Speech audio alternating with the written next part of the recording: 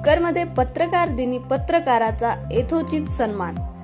भोकर येथे वंचित बहुजन आघाडी व कापड दुकान व्यापारी असोसिएशन, नगवंश लोकविकास संस्था, स्मृतिशेष विलास हाटकर मित्र मंडळ यांच्या संयुक्त विद्यमाने वतीने बाळशास्त्री जांभेकर पत्रकार दर्पण दिनानिमित्त आज तालुक्यातील पत्रकार बांधवाचा सत्कार करण्यात आला।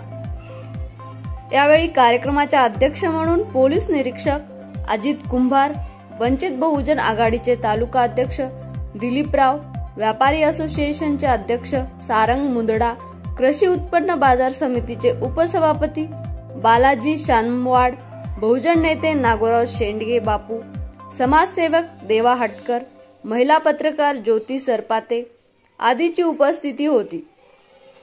आयोजित कार्यक्रम दिनांक 6 जानेवारी रोजी दुपारी 2 वाजता महाराष्ट्र राज्य मराठी पत्रकार संघाच्या कार्यालयात घेण्यात आला। मराठी पत्रकारितेचे जनक आचार्य बाळशास्त्री जांभेकर मुंबईत 6 जानेवारी 1832 रोजी दर्पण हे पहिले मराठी वृत्तपत्र सुरू करून भारतीय स्वातंत्र्याच्या लढ्यात मोठे योगदान दिले। मराठी पत्रकारितेचे आता एका वटवृक्षात रूपांतर झाले आहे।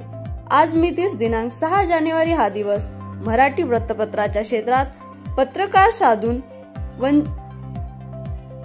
पत्रकार दिवस म्हणून साजरा केला जातो।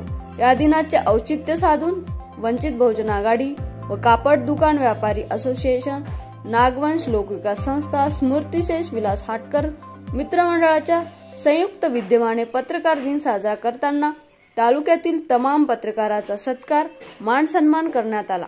कार्यक्रमाचे प्रास्ताविक सुधांशु कांबळे यांनी केले। सुरेख सूत्रसंचालन राजेश चंद्र यांनी केले। आभार कमलाकर बरकमकर यांनी